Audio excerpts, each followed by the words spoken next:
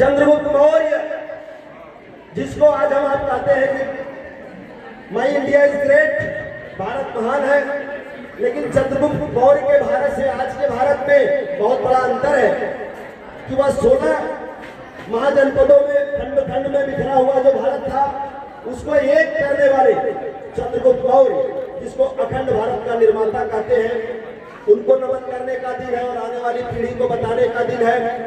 साथ ही साथ साथियों, इस देश में ज्योतिबाराव फूले, सावित्रीबाई फूले, डॉक्टर बी.आर. अम्बेडकर, जगदेव बाबू, तमाम ऐसे महापुरुष रहे हैं जिनसे हमको आपको सीखने का, उनके जीवन संघर्षों का, उनके आदर्शों का चर्चा करने का यहाँ विषय है। साथियों, हम सबको यहाँ पर ऐसे विचार विमर्श करना है जिससे कहा जा रहा है कि समाज को जोड़ने का काम हो, नई पीढ़ी को सिखाने का काम हो। तो साथियों, जरा इस बात पर विचार करें। हम सब ने पढ़ा है, नई पीढ़ी पढ़ रही है। जितने पढ़ने वाले लोग हैं या साइंस समझने वाले लोग हैं, इस बात पर विचार करें। जिन भी किताबों को, जिन भी बुक्स को, जिन भी साइंस को आपने पढ़ा है, उस पढ़ने वाले फिजिक्स में, केमिस्ट्री में, कंप्यूटर में, ही जहां भी बायोलॉजी में जितने भी साइंटिस्ट हैं, जरा आप खोजना, आप पढ़ना, आप लिस्ट बनाना कि भारतीय वैज्ञानिक कितने उसमें हैं। अगर कम है या नहीं है तो क्यों नहीं है, इस पे बातें क्यों नहीं की जाती है। सारे वैज्ञानिक यूरोपियन क्यों ही है, भारतीय वैज्ञानिक क्यों नहीं होते। इस बात की चर्चा यहाँ नहीं होगी तो कहाँ होगी। तो साथियों, अगर थोड़ा हिस्ट्री की आप बात करें, ये देश 1000 साल तक गुलाम रहा है और 1000 साल तक गुलाम इस वजह से रहा है, किसने गुलाम बनाया, हम क्यों गुलाम हुए। यहाँ पर शक आए, यहाँ पर हुड आए, यहाँ पर पुर्तगाली आए, यहाँ पर मुगल आए, यहाँ पर अंग्रेज आए, क्यों आए, कौन सी शहरगाह थी यहाँ पर, क्यों लोग आए। क्योंकि साथियों, ये विचार करने का समय है, सोचने का समय है।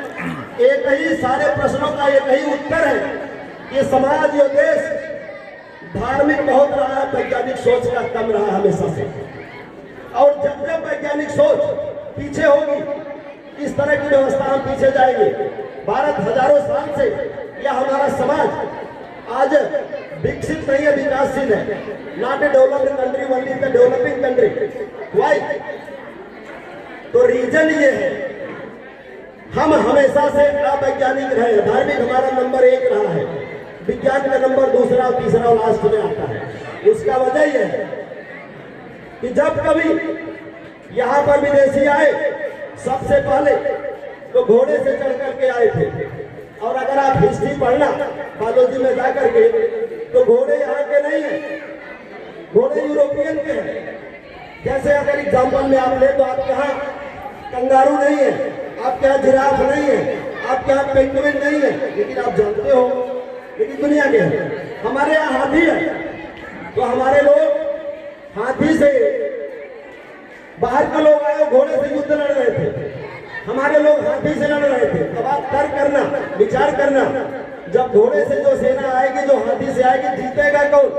क्योंकि घोड़े की चाल अधिक है, घोड़े की मुड़ने की क्षमता अधिक है। हाथी सभा और समारोह, बारात निकालने के लिए ज्यादा बेहतर है और युद्ध लड़ने के लिए नहीं। हम हाथी से लड़ रहे थे, घोड़े वाले जीते। और जब दुनिया के पास बंदूकें आ गई तो हम तीर और कमान से लड़ रहे थे।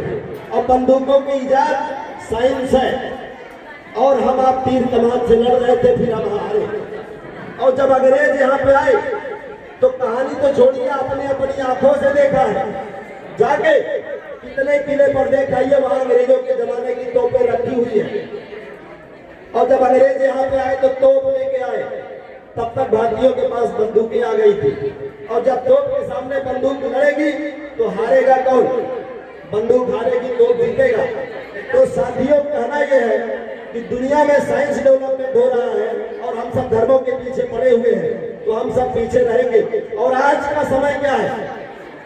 आज का समय रिमोट का है, रोबोट का है। दुनिया के बॉर्डर पर सेना नहीं खड़ी हो रही है, दुनिया के बॉर्डर पर रोबोट खड़े किए जा रहे हैं। लेकिन रोबोट और रिमोट बनाने के लिए दिमाग चाहिए। तो हमारे जो परिवार के लोग सेना में हैं, वो शहीद हो रहे हैं, तिरंगे में उनकी लाशें लपेट के आ रही है। दुनिया में क्या रोबोट चल रहा है, तो रोबोट जब बटन दबाएगा तो हमारी लाशें गिरेंगी। तो साथियों, कहने का विषय ये है कि रीजन ये है कि हम सब साइंटिफिक सोच के कम से कम है, और आज रियलिटी ये है कि चाइना कांच के ग्लास के ब्रिज बना रहा है, आर्टिफिशियल चंद्रमा बना रहा है और सूरज बना रहा है। आप अपने देश के अरुणाचल में चले जाइए, वहां भारतीय रेलवे नहीं है और अरुणाचल वही अपने साइड में डबल रेलवे लाइन बिछा रहा है। आप बराबरी कैसे करोगे? अगर इंग्लैंड में जाइए, वहां पे जो सड़कें फर्श लगी हुई है, अगर आप टाइल्स में पैदल चलते हो तो आपके बाहर की जो एनर्जी है उसे कलेक्शन करके बैटरी में स्टोर किया जा रहा है, उसे लाइट जलाई जा रही है। आपके पैदल चलने से बिजली जला रहे। फिनलैंड में हवा से बिस्कुट बना रहे। भारतीयों से बात करिए तो हंसते हैं, क्या ऐसा होता है क्या? ये रियलिटी है साथियों, ये सच्चाई है। और भारत के लोग अपने कर्मकांडों में व्यस्त हैं। यहाँ बरसात नहीं होगी तो मेढक और मेढकी की अंदर की पूजा करना शुरू कर देंगे, लेकिन चाइना पूरे गुजरात, पूरे राजस्थान में एक साथ बरसात करा सकता है। किस बेस पर करा रहा है? इतनी क्षमता उसकी है। और क्षमता क्यों है? क्योंकि साइंटिफिक समाज है, साइंटिफिक बातें की जा रही है, वैज्ञानिक सोच पैदा किया जा रहा है और नई पीढ़ी में उनको सिखाया जा रहा है। अभी एक बच्ची यहाँ पर गीत गा रही थी और बहुत सारे बच्चे अपने उस संगीत में मैसेज दे रहे हैं, और गीत में उस बच्ची ने बोला कि कश्मीर मांगोगे छीन देंगे। अच्छी बात है, Kashmir is the part of India और हमें प्राउड है इस बात का, कश्मीर हमारा है। लेकिन हमको इस बात पर विचार करना है कि जिन बच्चों को ये नारे दिए जा रहे हैं कश्मीर आपका है, और ये जो नारा इन बच्चों को दे रहे हैं, ये देने वाले के बच्चे क्या कर रहे हैं? जो लोग ये नारा दे रहे हैं उनके बच्चे क्या कर रहे हैं? उनके बच्चे नारा नहीं लगा रहे कश्मीर हमारा है। उनके बच्चों की आईएएस में भर्ती बिना परीक्षा के लैटरल एंट्री हो रही है। बहुत लोग ये जानते भी नहीं लैटरल एंट्री क्या है। उनको कौन सिखाएगा? कब सिखाएगा? तो साथियों, हमें इस बात पर विचार करना है। अभी हम सब राष्ट्रगान गा रहे थे, जनगण मन अधिनायक जय हे भारत भाग्य विधाता। बिल्कुल देश का राष्ट्रगान है, बनाया गया है, आजादी से पहले से चल रहा है, सारे लोग सम्मान कर रहे हैं। लेकिन मध्य प्रदेश का एक आरटीआई कार्यकर्ता भारत सरकार को एप्लीकेशन लगाता है, भारत भाग्य विधाता। ये भारत का भाग्य विधाता कौन है? हमें उत्तर चाहिए। भारत सरकार के पास एप्लीकेशन आरटीआई लगाता है और उस आरटीआई में ये उत्तर लिख करके आता है, ये उत्तर लिख के आता है जो आईएएस अधिकारी वहां टाई लगा के बैठते हैं, वो लिख के दे रहे हैं कि भारत का भाग्य विधाता कौन है मुझे नहीं मालूम।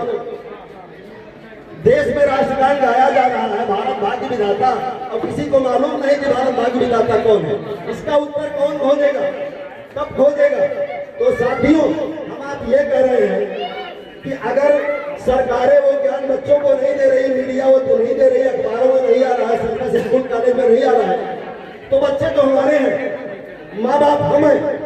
तो बच्चों को अपने लेवल से उनको सिखाने का, समझाने का किसकी जिम्मेदारी है?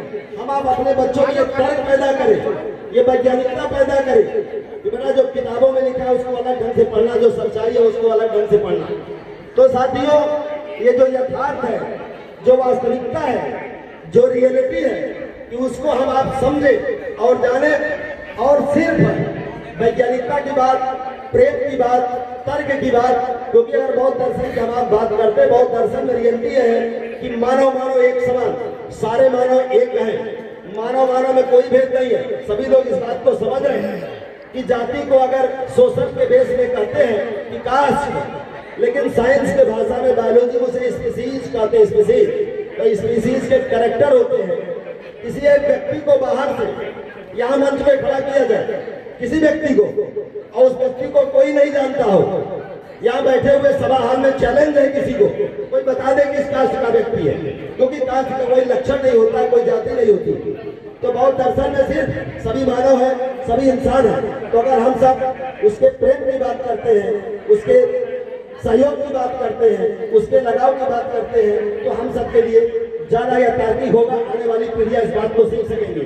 और अगर हम आप देखें कि चाइना में या दुनिया में या यूरोप में इतने वैज्ञानिक लोग क्यों पैदा हो रहे हैं, क्योंकि वहां पर सारे लोगों को इस तरह की वैज्ञानिकता नॉलेज दिया जा रहा है, एनवायरमेंट पैदा किया जा रहा है। तो अगर हम आप चाहते हैं कि इस तरह की क्षमता, इस तरह की सोच और इस तरह का एनवायरमेंट हमारे समाज में, हमारे बच्चों में पैदा हो, तो इसलिए सरकार के भरोसे, मीडिया के भरोसे, सिलेबस के भरोसे हम सब न रहें। हमारे आपके बच्चों की जिम्मेदारी पहली हमारी है। तो बच्चों को जो वैज्ञानिक नॉलेज है, समझ है, सबसे पहले हमें आपको देना होगा। सरकारें तो बाद में काम करेंगी और बच्चों को हम अपने भरोसे छोड़ेंगे, व्यवस्था के भरोसे, समाज के भरोसे छोड़ेंगे तो तार्किकता नहीं आएगी, क्योंकि सरकारें और सिस्टम व्यवस्था नहीं चाहती है हमारे बच्चे वैज्ञानिक बने। तो साथियों, समय कम है, बहुत सारे लोग यहाँ पर उपस्थित हैं।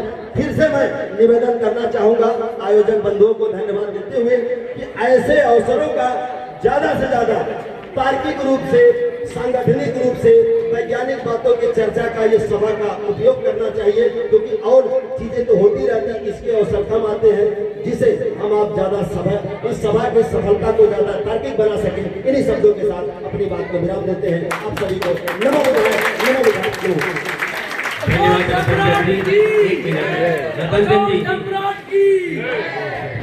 इन्होंने जो भाषण किया, जो आपको इतना मार्मिक दिया, उनका कहने का यही मतलब था, जो पुराने ख्यालात हैं उनका पैटर्न बदलिए। ऐसे मैंने अभी व्हाट्सएप पे किया था, तो जो आपको नारा दे रहे हैं, जो आपको सिखा रहे हैं, उनको उसकी पैटर्न बदलिए। एक एग्जाम्पल जो आपको सिखाया जाता है कि गाय दूध देती है, गाय कभी दूध नहीं देती है, गाय को दूध निकालना पड़ता है। इसी तरह हर चीज अपने आप नहीं होती है, उसको करना पड़ता है। वही उनका कहने का मतलब था। आपको उसके भाषण से जान ले, वही अच्छी आपको धन्यवाद।